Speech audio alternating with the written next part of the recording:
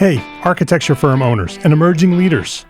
Get ready for unparalleled insight into the development of a world-class architecture firm and a worldwide organization driving the digital transformation of the design and construction industry. With Build Smart, the podcast that's changing how our profession operates. We share the incredible stories behind innovation in the building industry with my friend and co-host, Patrick McLeamy, FAIA, former CEO of the international architecture firm, HOK. You know, Yamasaki's office or firm lasted during his lifetime. And when he passed away, I think that was the end of the Yamasaki office.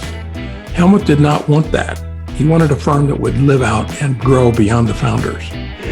In Season 1, discover the untold stories behind HOK's meteoric rise, from 150 employees in St. Louis to a powerhouse with over 1,900 staff members and 27 offices worldwide.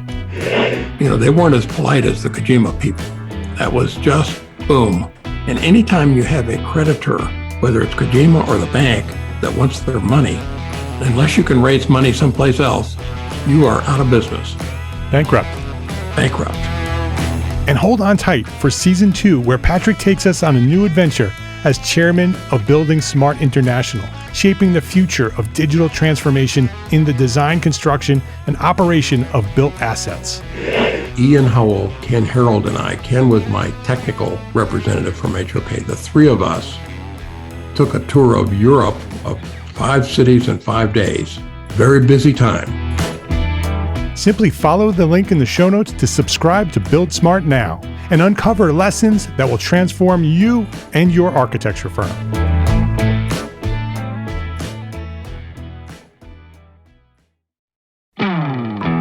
Hey, architecture firm owners and emerging leaders.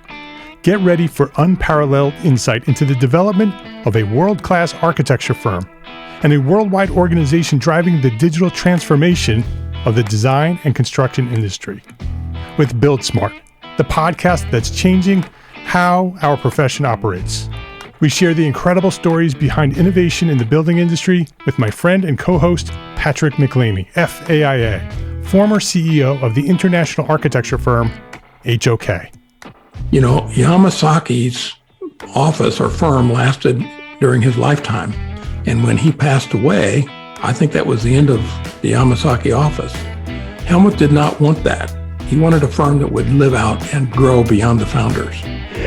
In Season 1, discover the untold stories behind HOK's meteoric rise, from 150 employees in St. Louis to a powerhouse with over 1,900 staff members and 27 offices worldwide. You know, they weren't as polite as the Kojima people. That was just boom. And anytime you have a creditor, whether it's Kojima or the bank, that wants their money, unless you can raise money someplace else, you are out of business. Bankrupt. And hold on tight for Season 2, where Patrick takes us on a new adventure as chairman of Building Smart International, shaping the future of digital transformation in the design, construction, and operation of built assets. Ian Howell, Ken Harold, and I, Ken was my technical representative from HOK. The three of us took a tour of Europe of 5 cities in 5 days. Very busy time. Simply follow the link in the show notes to subscribe to Build Smart now and uncover lessons that will transform you and your architecture firm.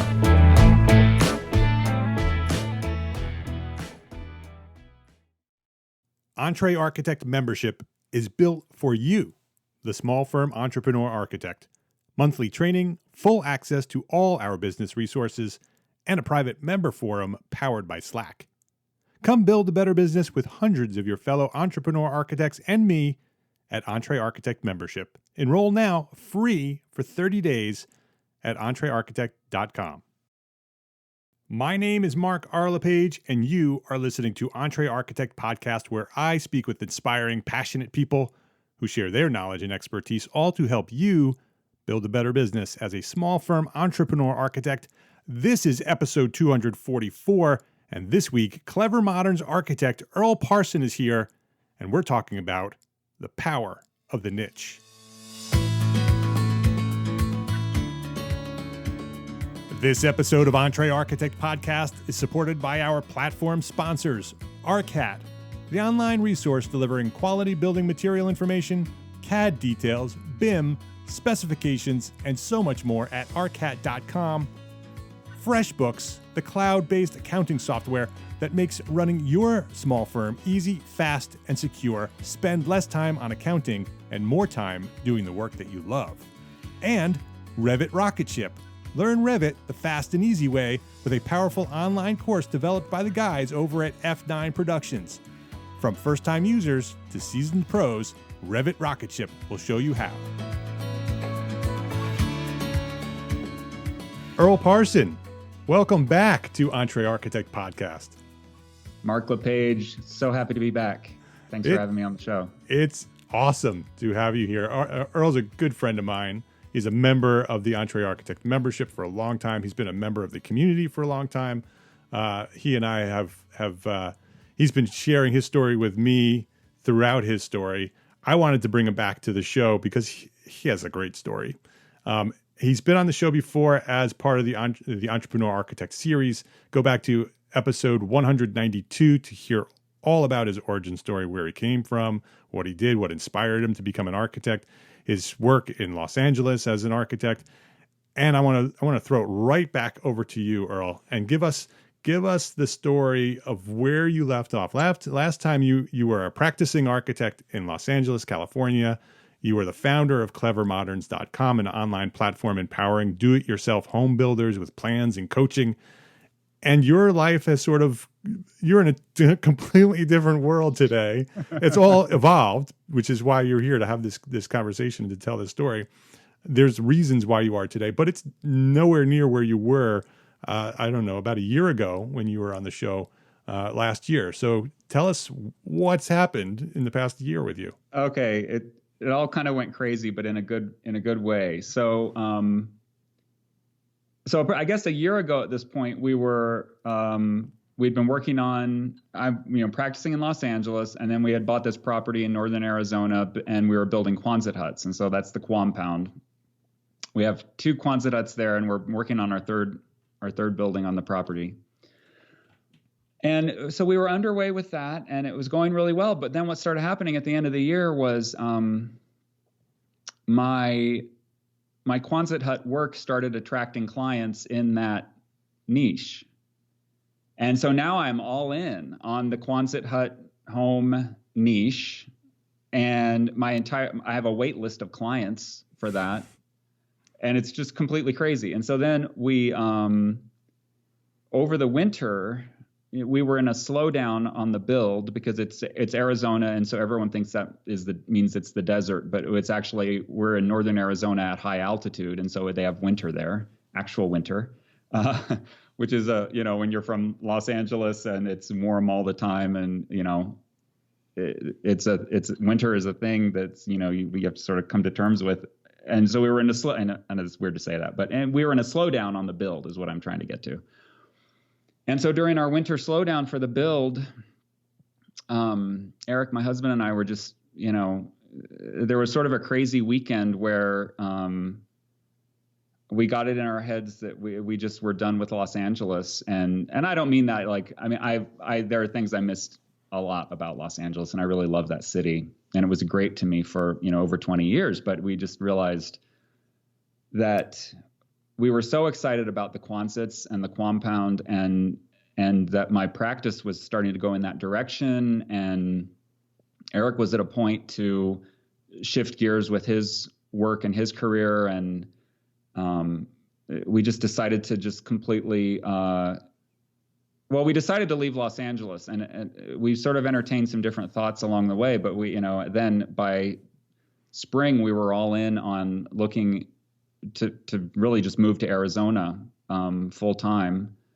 permanently. And so by late April, we ended up we found this beautiful late 1970s, very modern house in Prescott, Arizona, which is a mountain town, a couple hours north of Phoenix and about an hour and a half south of our other property.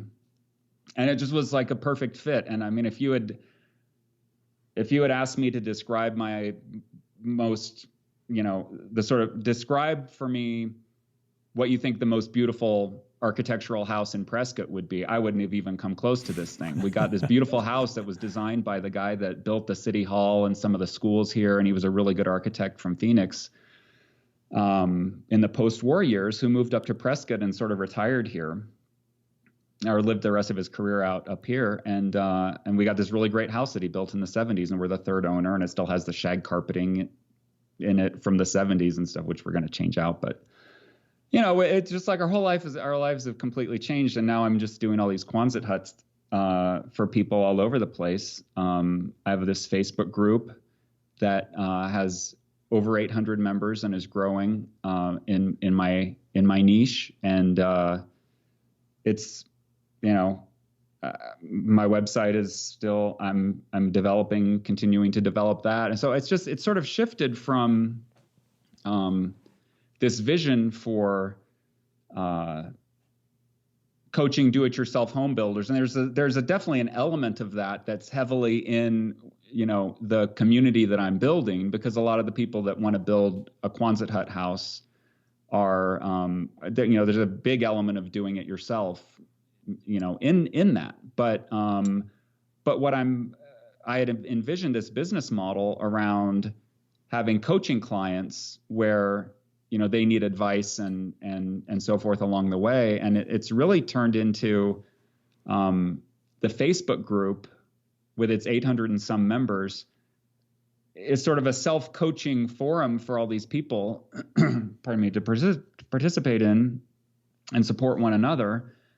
And then the ones that really want something architectural, something really special and unique that, because I'm a major presence in the group, everyone there knows me.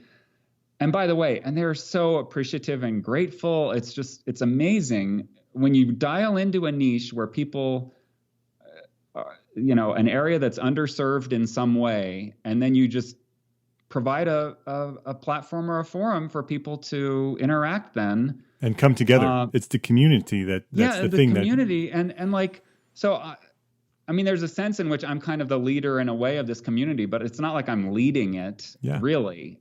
It's just going. And I'm just, helping. I'm encouraging. I'm an encourager more than I'm a leader. But then then they come to me for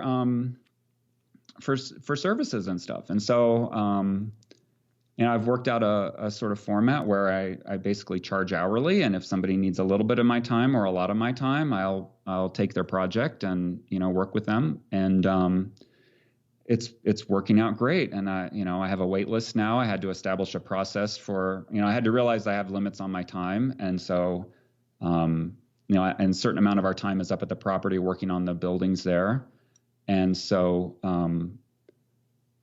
I've been working that out and realized, well, I need to, have a procedure for a wait list and take the clients one at a time. Not really one at a time. I've got a few things on my plate at a time, but it's just all like, I just can't believe I've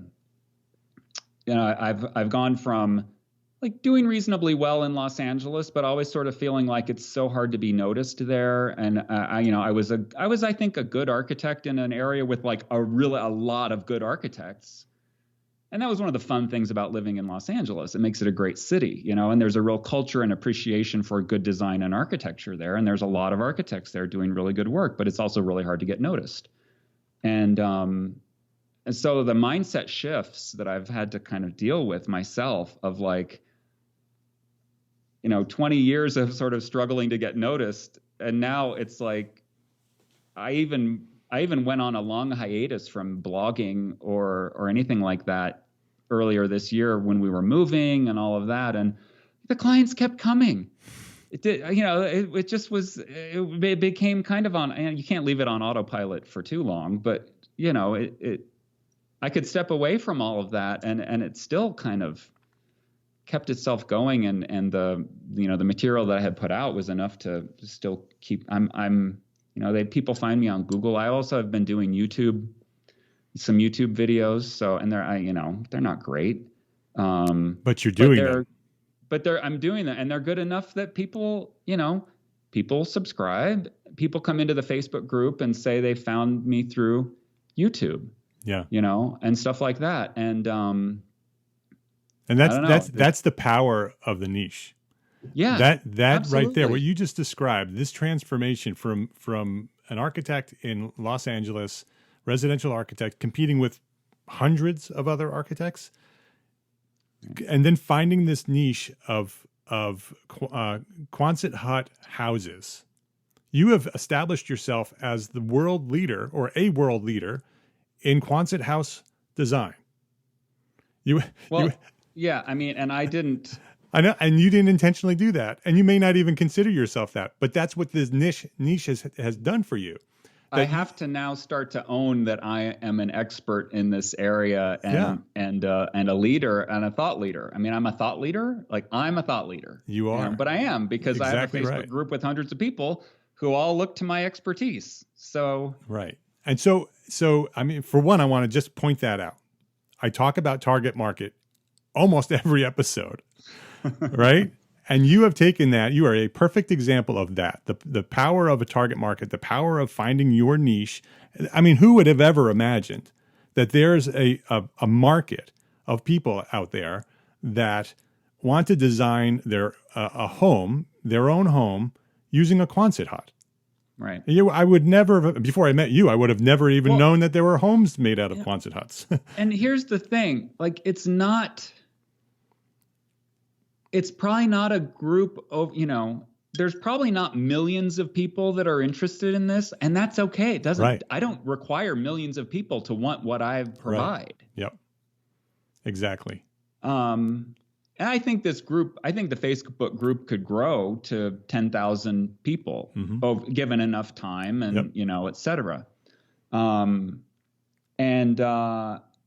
think there's an aspect of Quonset huts that, it sort of overlaps with prefab and some stuff like that I think, if it were, there's a lot of room for growth in this niche, I think, as well, I guess is what I'm trying to say. There's a lot of allied like tiny house as people, well. Right. Tiny house people who realize that there are a lot of people who are, for example, exploring tiny houses, and then they realize, but it just seems too small to be practical for them. So they start exploring other things that are like alternative ways of building, and then they get to Quonset huts. Yeah. Or, there's other similar things to that then they realize it's not quite right for them, but then they find Quonset huts. Yeah. So, I want you to go back to LA, to starting clevermoderns.com. What was the original intent of clevermoderns.com? What did you do specifically to build that platform out? And then give us the steps that sort of happened. What was the evolution of the original idea for Clever Moderns to where it is now, pretty much focused on Quonset homes? Well, because I want to show others how to do what you did. Right. What do they do? How do they start? Why did you pick Clever Moderns? Well, I just like the name. I mean, the way the name came about, and how it all got off, those ideas developed. It had more to do with, it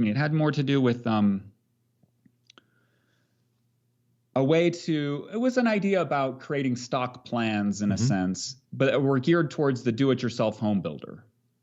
So that was like the original part of the original concept, and with the idea that you could do a really simplified, more like a schematic design set, and give it away for free as a way of bringing people in, and then, eventually sell them the plans, and along the way sell them coaching and consulting and advising type of services. And potential architecture as well, that some of those plans, they would hire you to be the architect to develop those into a fuller set.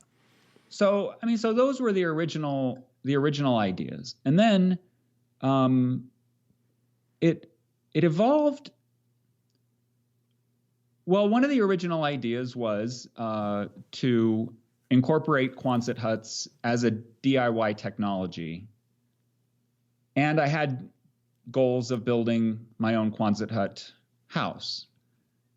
And so then when Eric and I found our property and really started designing, worked out our site plans, started getting it really underway, and we started with 2 simple buildings, a workshop and a garage building, just to get out of the ground with a Quonset hut and learn how they work. Build something simple first, just to start to see how it goes together. And I had just been to Taliesin West, and just seeing this grand vision that Wright created from just a scrap of empty desert, and then he over the years he just kept building it out and building it out. He built a compound and built his thing, right? And so I was just like, I really just want to do my version of that, and much smaller scale and everything, obviously. But that was a big inspiration. So we started with the Quonset huts, and then it was an easy and natural thing to start populating the website, with the Quonset stuff, because that's what we were doing. Right. And we could show it firsthand, like here we're building this thing. So, So you had a personal interest and a passion to build these Quonset house, to show your community at the time, do-it-yourself home builders, how to do it. That was great content for your blog and your Instagram and the Facebook and your Facebook. I don't think you had a Facebook group with that yet. The group didn't come until later. Right? Yeah, but it gave you the content to share on that platform. Exactly. It was the natural sort of aspect to start putting content on. Now then, what ended up happening, and I think this can happen with any entrepreneurial venture, really, is some things really, really stick, and then some things aren't as important in the long run. And so as you develop your business, you try and look really carefully and pay attention to what are people responding to and what is less important. And so the Quonset thing really took off. And I started, I was developing my Instagram account and trying to, really pay attention to who else was doing Quonset hut stuff. And like there weren't really there. So that was around the time also that True North in Detroit, which is the Quonset hut community in Detroit that's won some awards and things. It's easy to look up online if you're not familiar with it. But True North was being built and getting some traction and getting some attention. But then other than that, there's some individual Quonset hut houses out there that are, that stand out as being architecturally really interesting, but there aren't that many, and they are sort of like one-off things that you can find pictures of online, but no one is really claiming that as an area of specialty. So I started really realizing, I kind of expected I would just be stepping into a thing that had a lot of players and would be, and it wasn't like that. Yeah. And so the more I got into it, I just started really seeing that there's an unfilled need here for some architecture. And with the amount of Pinterest shares that these few different architectural Quonset hut houses get, it's like, well, there's some people that are crazy for this stuff. And so I started really focusing on that. And then so I developed the part of my website that had to do with, coaching and services. And I got a client around the end of the year, right around the end of the year. And I remember when I had the first, because you can schedule and book your appointment with me right on the website and pay. And so I hooked up, I have a WordPress website, and I hooked up Stripe for credit card processing, and I got Acuity, which is a scheduling app, and Acuity interfaces with my Google Calendar. So if I'm busy and booked on my calendar, then it only shows appointment slots at times that I'm available. It doesn't really show them my calendar. And I got a notification that someone had booked and paid. That's so exciting. So exciting, isn't it? Miraculous. I remember the first time. It's so exciting. And I don't do a ton of those, but when the ones that are, and most of the time, I would say I do a couple of those a month. And, and it's an hour on Zoom, face to face with someone. Occasionally they just want to talk on the phone, but usually it's a face to face, and I can share the screen and we'll talk for an hour about their project. Would you be willing to share how much you get paid for that hour? Yeah, I charge $200 for that. It's $200 an hour. $200 for that. Yeah, for that hour. Yep. And sometimes it's not even an hour. And I always ask, is there anything else you want to talk about? Or, and if they're done after 45 minutes, then that's fine. We can end, and that's okay. Yeah. And it's all prepaid. They pay before the call. They pay the credit. They plunk down their credit card right there on the website, and they book it. Yeah. And if they want to, occasionally there's someone who is more local. And if they want to book it to actually meet at the compound and go see the buildings, we'll do it that way. And you need to build in a premium for that. That's a $500 visit. Yeah, and so anyway, so I see your gears are turning. Well, we've thought about things like that, and so then, but occasionally, and so most of the time, those are people that I see the name, and then I can tell, okay, I check in my email and stuff, and I can look and see, are they in my ecosystem already? Have they signed up for my newsletter, because I send an email newsletter?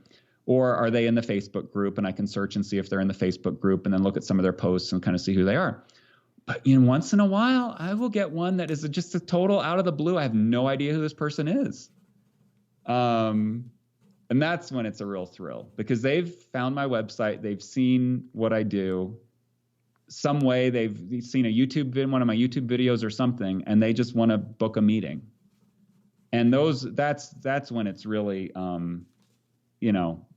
unexpected and out of nowhere. And it's a real thrill to do those. And, and then in the confirmation email sequence that they get, which all comes through Acuity, I have a Google form that is like an intake questionnaire.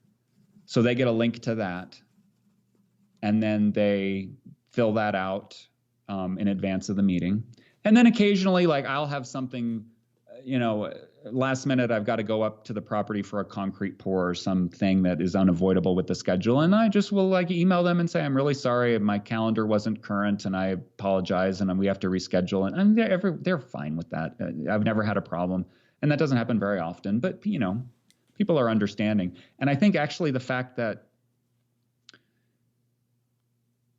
I can't meet with you because I have a Quonset hut situation that I have to go take care of on my own project, it kind of adds to my own perceived expertise that that I'm in the trenches with my own Quonset huts, and it doesn't seem to bother anyone. Yeah. So. Yeah.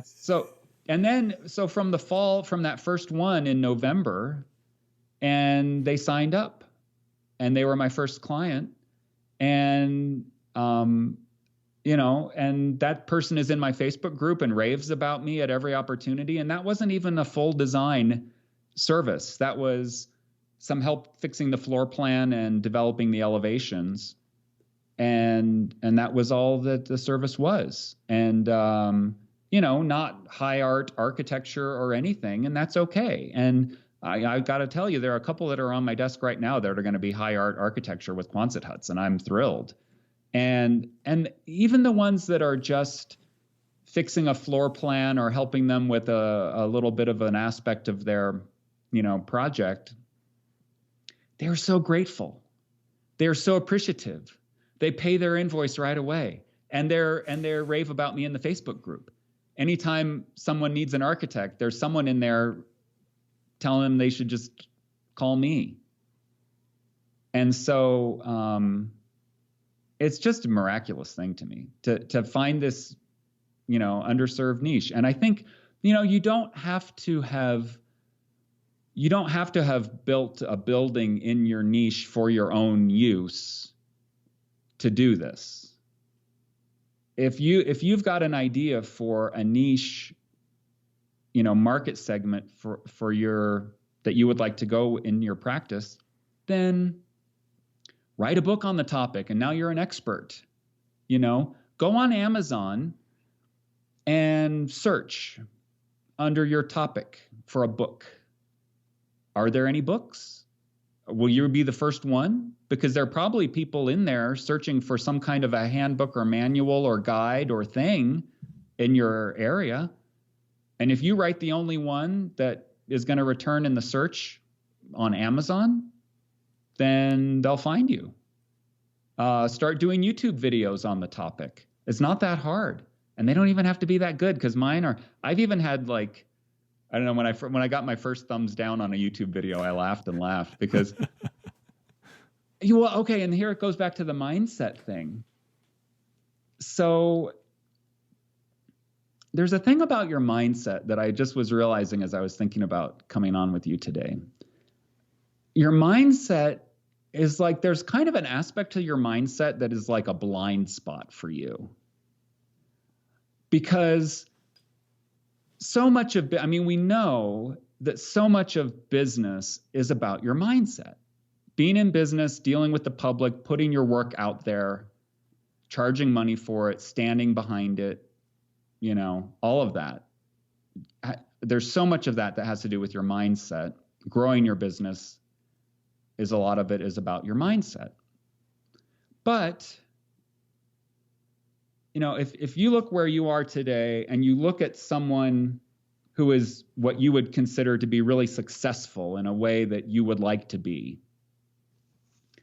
and if you just look at mindset for a minute, it's really hard to say, well, what kind of mindset does that person have that I don't have? What do I need to, where's my mindset got to change? It's not obvious at all. It's not easy to see that introspectively. That's really hard to figure out.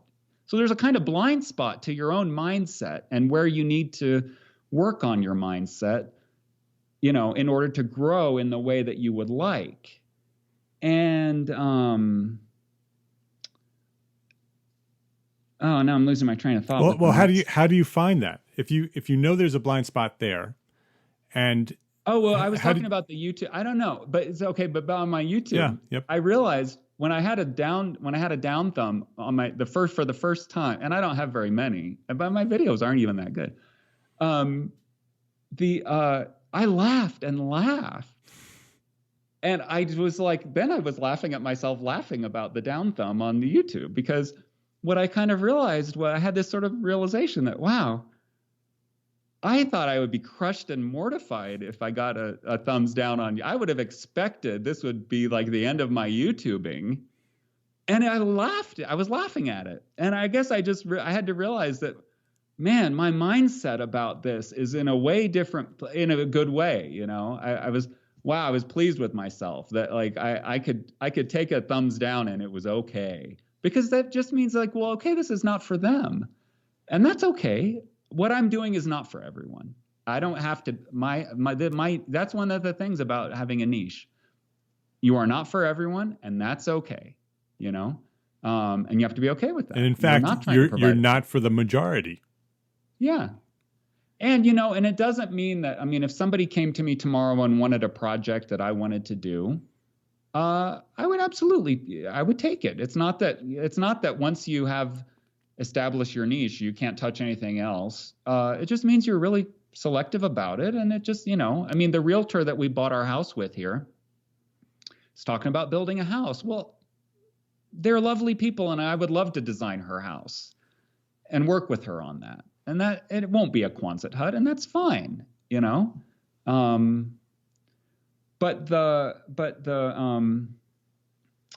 I think sometimes the mindset thing, it just reveals itself to you in unexpected ways. I used to look at other architects that seemed, extremely accomplished and published and all of those things. And there was I would always, kind of admire the work. And there was always a part of me that felt kind of bad. I wish I was doing that level of work, or, why can't I be doing stuff like that? Yeah, I think that's a very common feeling for architects. And I think one of the things, since I've really gone into this niche, is I had I think of it now as my Gene Gang epiphany, which is something from Arc Daily came across my screen or whatever, and it was one of her big, geometric towers that she does. They're so fabulous. And I realized that I looked at that and I thought, man, I'm really glad she is doing that work, because I love living in a world where that is going on. And I can't do that. And I don't know if I would want to do that. Not like that there's anything wrong. I just that's not me. Right. But I love that she's doing that and I can do my thing. And I can contribute in my way, and everyone else is contributing in their way. And it becomes more about contribution and less about comparing what I'm doing with others in a way that I feel less than in some way, Yeah. And I think when I was struggling in Los Angeles with my practice there, and I did some really great work for some super appreciative clients, and those were great years for me. But I don't know, having this real narrow specialization and I don't feel limited in this specialization. It's more like when you're designing something that has really specific constraints, and then there's this way in which you actually kind of leverage the constraints to delve into the nuts and bolts of the design in a more careful way, or the constraints drive the design in a more interesting way, or that aspect of having constraints on a design program and stuff. So I think that the niche in a way is it can become a kind of framework that provides constraints that are a positive influence on your work. And I think that's also, if you can get out of the kind of, it's a thing with entrepreneurs anyway, to want to do all the things. And it's a thing with architects to want to design all the things. And so when you're an entrepreneur architect, you really are like all over the place crazy, That's very true. I never looked at it like that. That's so true. But if you can just, quiet that part of your mind a little and find something to focus on, it can just be really rewarding. And I don't just mean, financially rewarding. It's very gratifying. And like the clients are really appreciative in a niche. When you build yourself a community like you have, and there are these people who are so appreciative, how much does, at the end of every episode, I say love, learn, share. Yeah. That it's the three things that I think can change the world. That if everybody focused on doing more of that, the world becomes a better place. When you have a niched community like you have, and we have at EntreArchitect, when you focus on those three things, how much does that play into the success that you're seeing at the other end? Well, I think it's a huge part of it. And I think it's, it's about part of having the Facebook group and the amount of just sharing of information that goes on there. It really is, the idea of love, learn, share. I've started using that in the group, and I'll hashtag stuff on Instagram with that now and stuff, because of you. And I think that, there are still times where my hackles will go up and I want to withhold, I don't want to share this thing with them. This person has a bad attitude or whatever. I don't know, whatever it might be. And I just have to kind of calm myself down and be like, look, it's a big wide world out there, and there's enough to go around for everyone. You have to really take on the abundance mindset, and then there's a dividend that comes with that. Absolutely. Yeah. Absolutely. I think that the when you care about a community of people, a group of people, and you share openly and honestly and transparently, and you begin to learn from them as well, that you learn from their experiences, and that trust starts to happen. And when that trust starts to happen, then there's benefits to that trust, that they start helping and sharing with one another, and it results in your becoming an expert within the group, perceived expert in Quonset homes. It blossoms into people trusting you with their projects. It brings the entire group up to another level. Exactly. Yeah, I mean, I can't believe there was a group of people wanting to get together to talk about this stuff that was just out there waiting for a place to happen. Yeah. And you provide a place for that to happen, and it just starts happening. Let's take a quick break to say thank you to our platform sponsors here at EntreArchitect, ARCAT, Freshbooks, and Revit Rocketship. Hey, are you going to Greenbuild in Chicago in November? It's coming up soon. If you're going to be there, check out ARCAT at booth 529. It's 529. Tell them that we sent you over there. This year's theme for the Greenbuild convention is Human by Nature, focusing on sustainable buildings and practices that are accessible to everyone. Did you know that you can use ARCAT to find lead data on building products? ARCAT's powerful search engine can help you find the product information you need that meets all of your environmental standards. Best of all, like everything at ARCAT, it's my favorite part, it's free. It's all free at ARCAT. Check out arcat.com. That's ARCAT.com. Go check them out today and visit them at Greenbuild this November 14th and 15th, 2018 at booth 529. And let them know that, hey, Mark from EntreArchitect sent you.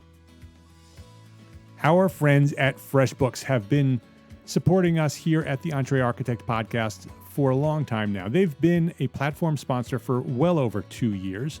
So thank you, Freshbooks. So you've heard me talk about Freshbooks a lot here at the EntreArchitect podcast. Every episode, in fact, for quite a long time now. But did you know how Freshbooks actually was created, how it came to life? Well, it happened when their founder, Mike, accidentally saved over an invoice. And he kind of snapped. He was using Microsoft Word to bill his clients. He had studied accounting at school, but found that every accounting software on the market was built for some other business, not for him. He was frustrated. He wanted something different, something better, something that was designed for him, a self-employed professional. So he built it. Today, millions of people use FreshBooks, and on average, FreshBooks customers save about 16 hours a month. 16 hours a month. What could you do with an extra 16 hours? Getting started with FreshBooks is ridiculously easy. Most people send their first invoice seconds after starting their free trial. And the same goes for time tracking, managing expenses, collaborating with contractors, and viewing financial reports. So give FreshBooks a try. It's free for 30 days. Just visit entrearchitect.com/freshbooks. And then let them know that we sent you by sharing EntreArchitect in the How Did You Hear About Us section. That's entrearchitect.com/freshbooks to access your free, unlimited 30-day trial. Revit Rocketship is a new online course developed by our friends Alex Gore and Lance Psycho over at F9 Productions. They're the guys from the Inside the Firm podcast. Their new online course will get you up and running with Revit fast and easy. It's completely different from anything else available online. You're going to learn how to model in Revit just like it gets built. And you won't even need to start from scratch. Alex provides you with a complete, ready-to-go template to get started. It's the actual Revit template that his firm, F9 Productions, has developed over the past decade and uses today. He'll walk you through their proven method of developing a Revit model and end up with a completed set of construction drawings that you can use for your portfolio or reference when you develop your next project. Revit Rocketship is based on years of experience using the software and teaching Revit at the university level, so they know how to get you up and running fast and easy. I love that Alex and Lance are sharing their knowledge, and I want you to check out Revit Rocketship. Register today for Revit Rocketship at EntreArchitect.com/Revit. That's EntreArchitect.com/REVIT. ARCAT, Freshbooks, and Revit Rocketship. Please visit our platform sponsors today and thank them for supporting you, the EntreArchitect community. To recap on the process that you took, you were practicing architect. You decided to build this online platform for a specific purpose, for a specific niche. And what was important about that was that it's something that you were interested in and you were passionate about. Because that's something that's really important with your niche. It has to be. It definitely needs to be something that you will continue to be excited about over time. And, and 10 years from now, I may shift gears or whatever. I mean, it doesn't mean you're doing it for the rest of your life. You can pivot but yeah, it needs to be something that you're really want to play a long game in this arena. Yeah, I don't think it works without that. I agree. Because I think, for one, you don't have the motivation and the inspiration to build that platform to the level where it starts working like it's working for you without that purpose and passion and enthusiasm. But that also, once the community is built and people start to experience that purpose and that passion and that enthusiasm, that's where the community starts to grow, because then they get excited and they get passionate about it. And it all sort of builds on one another. And so I think picking that niche is important, but it needs to be a niche that you're really interested in, that you're really passionate about. If it's strictly built on something that you think is just going to blow up and make you a lot of money, it's probably not going to do what you want it to do. Yeah, I would agree with that. And I mean, and this has been a slow build for me, the way it feels from my end. In that, my website, I mean, there's still a lot of things I sort of feel like I need to go back and groom over the website now and make some revisions and bring it up to the next level. But I get about 1,000 hits a month, unique visitors on my website. I mean, that's not a lot. I mean, it's a lot. Okay, to start from scratch and grow it to that, okay, you can say that's a lot. When you look at what website traffic really is today out in the world, there's not very much. Well, it depends. It depends on what you're comparing it to. Well, it does. Yeah, it does. For a very, very specific, unique niche like Quonset houses, it's probably a lot. Yeah, I suppose. I mean, it's certainly plenty to keep me busy. Right. And that's all that matters. And have a part-time drafter, helping me now. And so on the journey then, I picked up one client in the fall, another one at the beginning of the year, and then, it started growing more from there. And then it was over the winter, we got the idea to move. In the spring, we started looking more seriously at March, April, we were looking at houses. And then in May, we moved. So, so now here we are. And so I guess my other practice had really slowed down from, it's in the other podcast, but from moving, selling my house, moving, getting married and all of that, relocating across Los Angeles to a different part of Southern California. So I guess the Quonset thing started to really hit. And so, I've just gone with it and spent. And so then there's things you can do to start really looking. You have to do some things for long enough that you can then look back and start to see trends, start to see what matters and what doesn't matter. I might have mentioned this in the other podcast, but I was putting a lot of effort into my Instagram, and then I started tracking where people were signing up for my email list. And it turned out almost no one was signing up from Instagram. Even if they were coming from Instagram over to my website, they were signing up somewhere on the website. And so my focus on Instagram changed, and that was really great to learn. But Instagram was a critical piece, I think. It was. And remains today, I think. I think because Quonset houses and your photography is really, really good. And so I think the iconic form of a Quonset house in the desert with amazing sunsets and your skill in photography makes those images very appealing, very Instagram friendly. And so I think that has helped as well, that people see that and there's an emotion evoked from those photographs that people want to learn more. Even if they're not interested in Quonset homes, they're interested in those photographs and they say, well, what is that? And then they dive deeper and then they see what it is. And so I think there is a community who are out there who are already doing it, and there is a community out there who's being introduced to it by you and your platform. And so now the latest thing along those lines that, looking at what's working, what do you double down on? What do you kind of let go of? Yeah. And so we just did a kind of little bit of analysis based on looking at my MailChimp, which is where my email list is housed. And now that I can see where everyone signs up, and I've been observing that for a while now,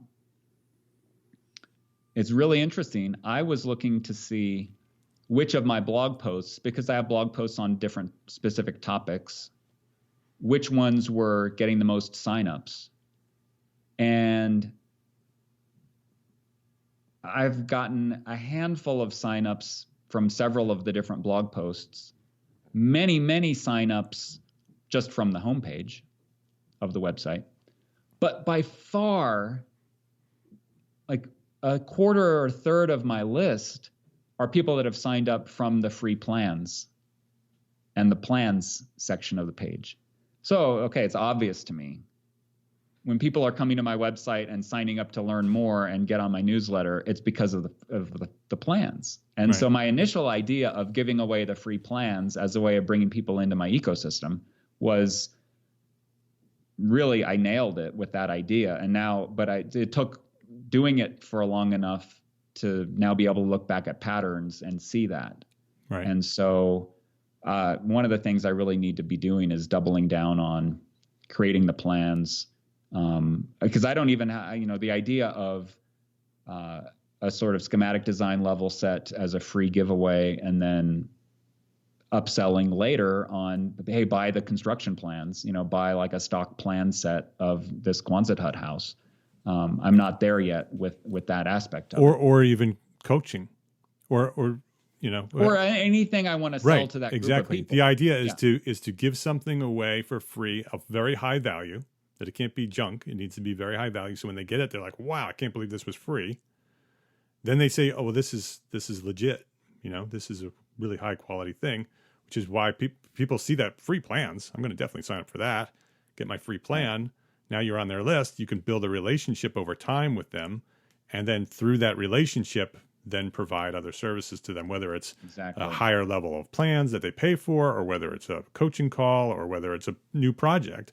That relationship was from that initial connection. And then your repeated, touch points through emailing them. Right. But that idea, we hear about it all the time, of giving away something free on your website and then getting your value. I hear architects reject that all the time. Why am I going to do that? What's so valuable of having an email list? Well, here's a perfect example. Gave away something really of high value. Every one of us can do the same thing. Design a really cool house, give that away. Build an email list, and then build a relationship. With that relationship, provide higher value service that they pay for. And I think, so something related to that, is, and this is one of those aspects of it that can really takes effort and time, and you kind of might struggle with this a little bit, or it might be obvious and easy for you, but I don't know, what is your message? If you're going to have an email list, what are you going to email your people? And I don't always know I've got a construction project underway, and I can email them updates and and nice pictures of the Quonset huts, and that's, but I think I even struggle with that. Like, is there enough of a message there to keep it interesting? Pictures are okay, but I had a point where I had to sit down and realize, like, what, what am I communicating here? What am I trying to communicate to my audience? Because I've worked to develop this audience, and they've signed up to hear from me. This is can be kind of scary or intimidating. Like, yeah. These people have signed up to hear from me. What's my message to them? And it can be, and it can be light. It can be. It doesn't have to be like, wow, I have to figure out my world-changing message now. What am I going to say? It doesn't. You don't have to put that much pressure on yourself, but it's worth thinking about. Yeah, it's really worth, like, what is your message to the world? And then if you're really going to work in a niche, then I think niche businesses that have a worthwhile message are ones that really develop a loyal, devoted following of raving fans. Yeah.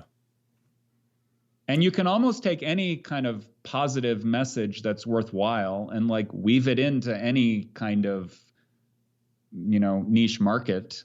It's just a matter of what is your skill at communication. And that's something that can also be learned. So you don't have to feel like, oh, I'm just not good at that kind of communication. I mean, I knew nothing. If I think back to 4 or 5 years ago, when I would be listening to your podcast, Mark, and, standing like on a break from working at my desk and go to the kitchen and get something or do the dishes to kind of listen to some podcasts and think about stuff and whatever. And I think, like, I was someone that really knew nothing about marketing or trying to promote anything or, I've learned WordPress basically on my own. And if you're playing a long game and you're willing to put in some effort over time to sort of learn the things you need to learn, this can all be learned. And, anyone listening to this that thinks, oh, I'm just not a good communicator, or I don't know how can I figure out, I can't do WordPress or whatever. Well, I mean, if you can design a building to withstand the elements and be fit for human use, you certainly have the wherewithal to be able to figure out what needs to be done to get where you want to go, And I really am. I can't believe how much. I mean, it's been a real journey for me, but I was definitely I want to design everything from the cushion to the city kind of an architect for a long time. And, and I still love all of that. And, but really to find something very specialized that you will have an appreciative audience, man, it's a game changer. Yeah. Before we wrap up, I want to ask you one, and I want to ask you my final question too, but I want to ask you about time and patience, because this didn't happen overnight. This took a long time to get from the idea of Clever Moderns to where you are today with the Facebook group and the Quonset homes and what you're doing today. How long did it take, and what can you talk to people about in terms of patience and how long this takes, and sort of the mindset of knowing that it will come, but it takes time to get there? Yeah. So today we're in the fall of 2018. Okay. 3 years ago was when I entered. Is that right? 3 years ago, I entered the business plan competition. The Charette Venture Group. The Charette Venture Group business plan competition. And your entry was Clever Moderns. And my entry was Clever Moderns. So in the fall of 2015, I had picked up some consulting work for an architect I had previously worked for, and I was down in downtown. I remember this. I was in downtown LA a lot, and I would take my breaks and go down to the plaza below our building with my notebook and write out ideas for clever moderns and things that got folded into the business plan. The year prior to that, I signed up for the business plan and didn't enter because I didn't think I had any ideas that were worth entering.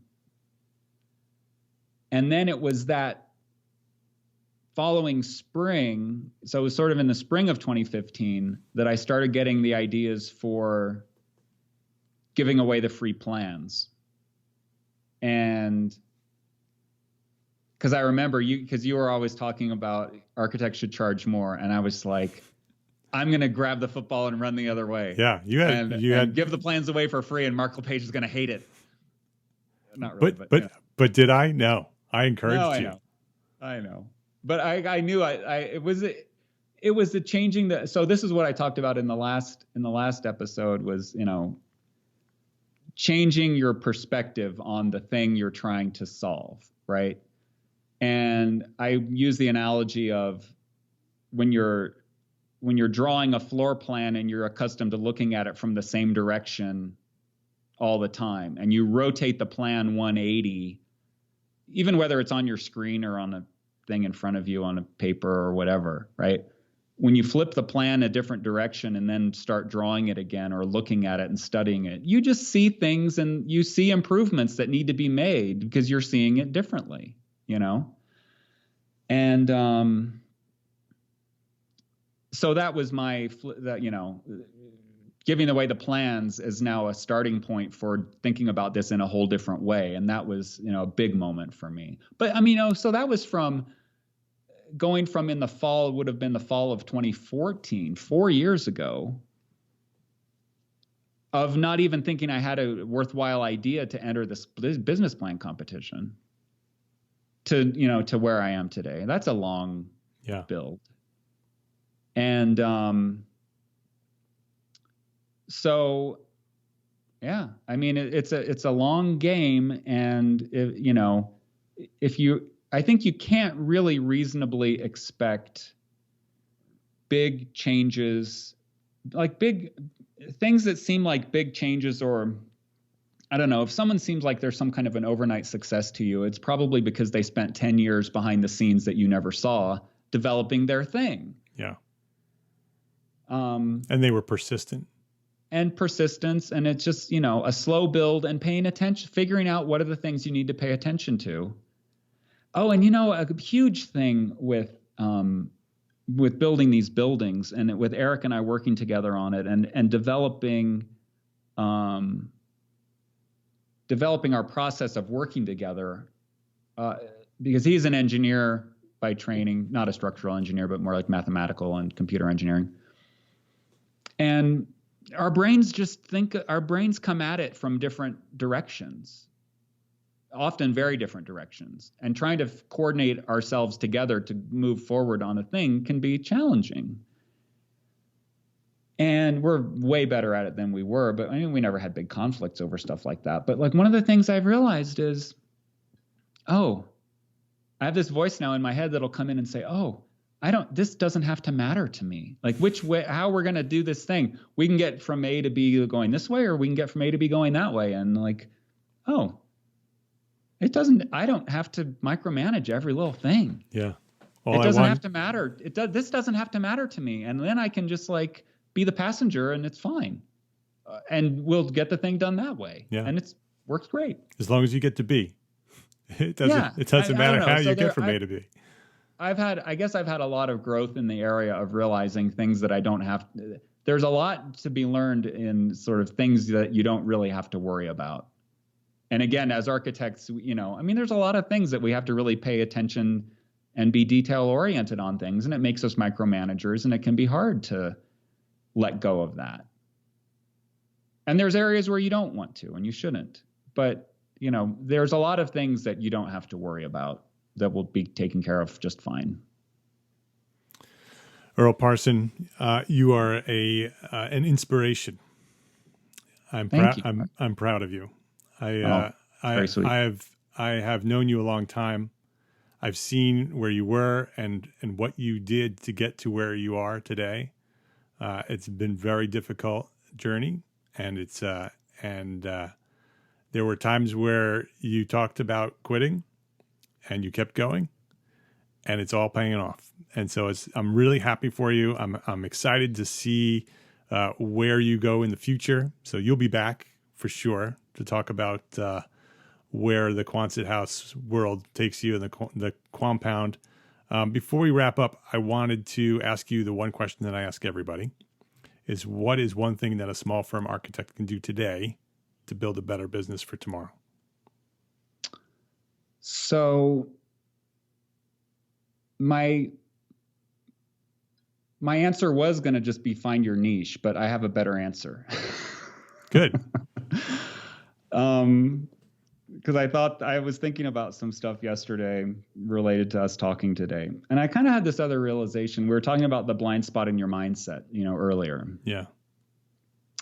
So there's another part of our sort of shared human psychology that we sort of all have at some level. And it's a thing that you can learn about or you can read online. It's just called confirmation bias, right? Where we all have some version of confirmation bias, and it's kind of an uncomfortable thing, but it's sort of like, it's a natural tendency to interpret events and things interpret information that comes to you in such a way that it reinforces your existing beliefs. Yeah.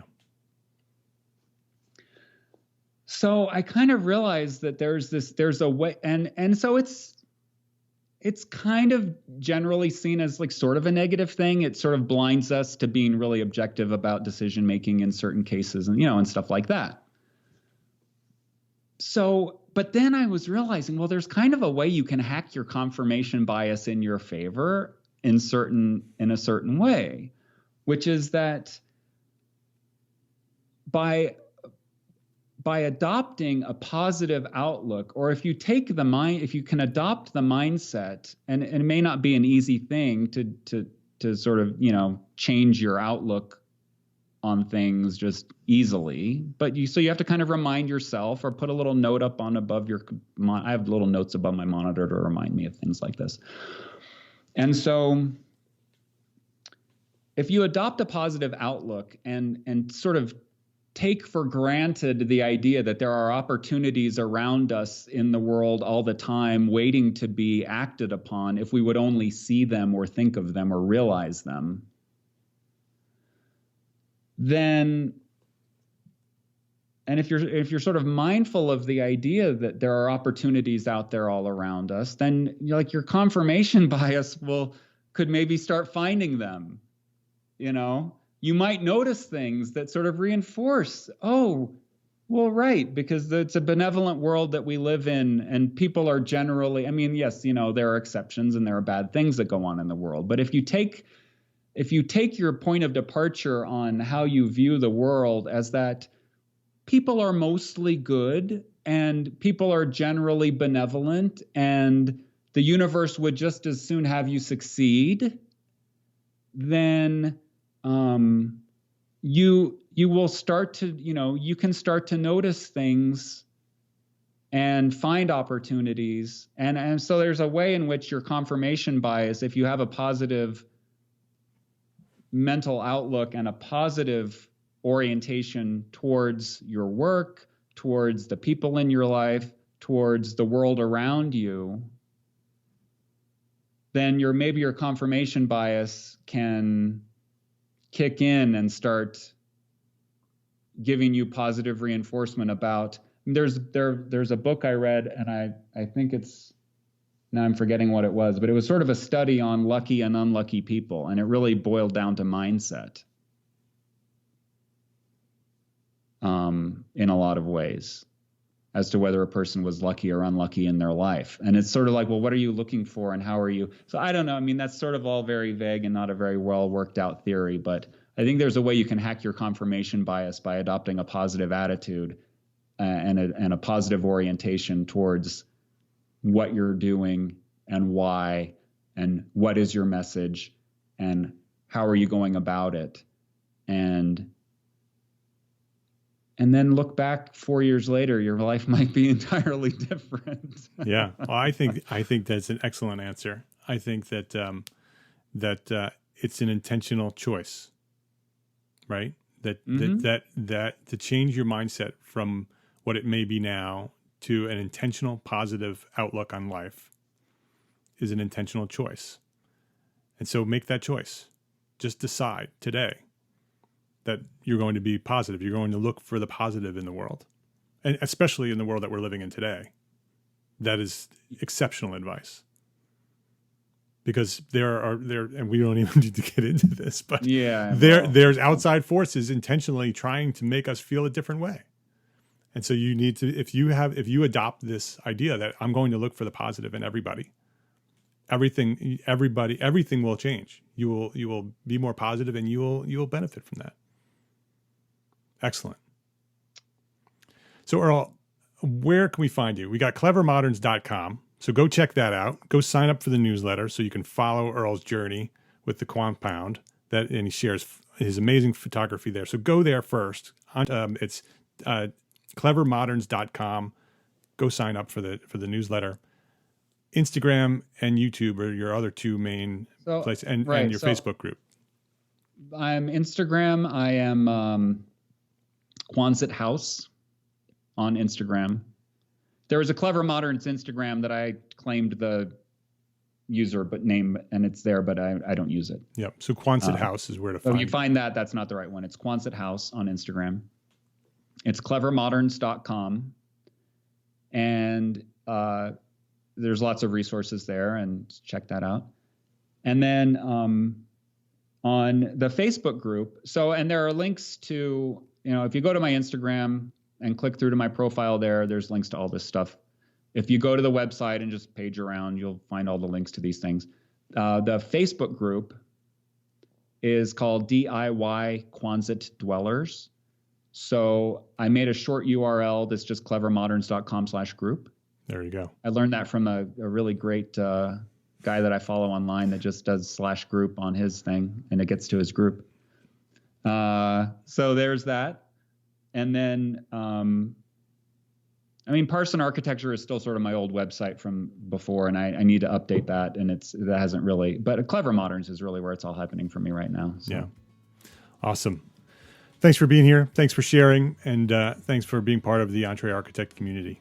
Well, Mark, I need to thank you for what you do, because you're changing the profession, and your work is so important. And this is just, I and many others are just so grateful for you giving this platform for us to all share. So thank you. Thank you. Yeah, you're welcome. I appreciate that very much.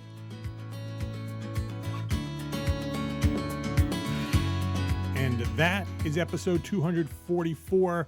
Please share that link with a friend. That's how we are spreading the word about EntreArchitect podcast. We're growing exponentially every week, and it's because of you, my friends, sharing these links. EntreArchitect.com/episode 244. You want to build a niche? You know somebody who wants to build a niche? Is it niche? Is it niche? Let me know. This is EntreArchitect.com/episode 244. Please share that link. EntreArchitect membership, a new masterclass expert training webinar every month.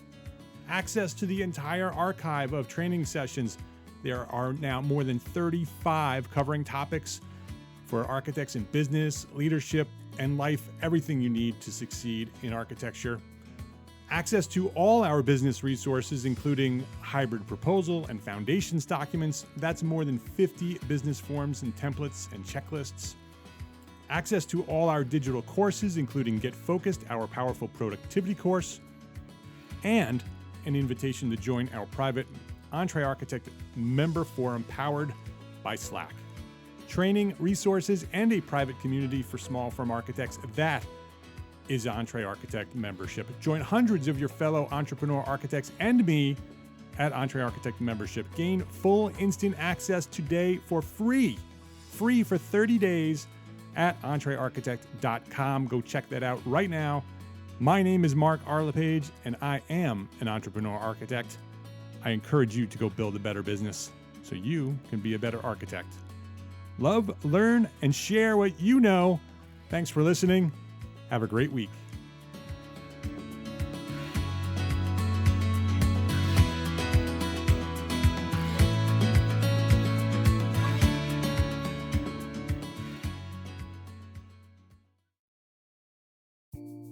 Imagine earning continuing education credits while doing exactly what you're doing right now.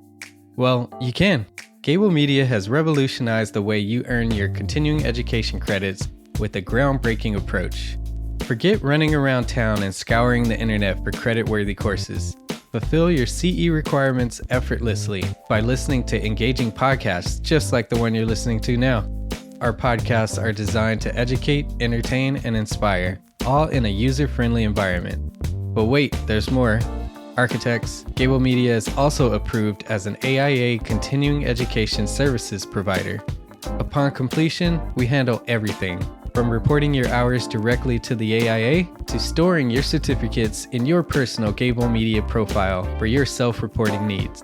So follow the link in the show notes and start earning your credits in the most innovative and entertaining way possible with Gable Media. Attention architects and creative minds, get ready to supercharge your brand with Build Your Brand, the podcast that's unlocking the secrets of branding success for creatives.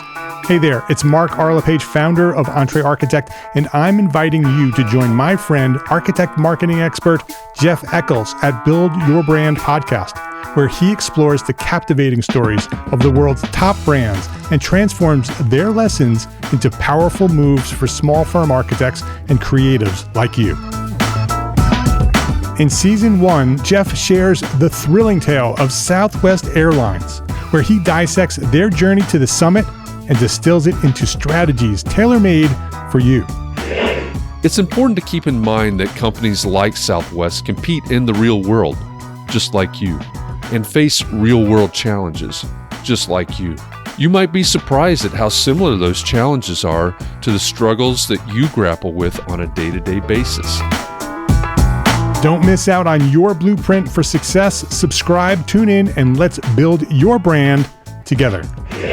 You may have noticed that the very best brands in the world are also known for having somewhat unique corporate cultures. That's often the glue that holds everything together when they encounter those rough spots. We don't do it because it inconveniences the passengers to whom we are primarily dedicated, the short haul, frequent flyer. Follow the link in the show notes to subscribe to Build Your Brand today. Remember, no matter the size, the journey's the same. Your brand's journey to the top starts here.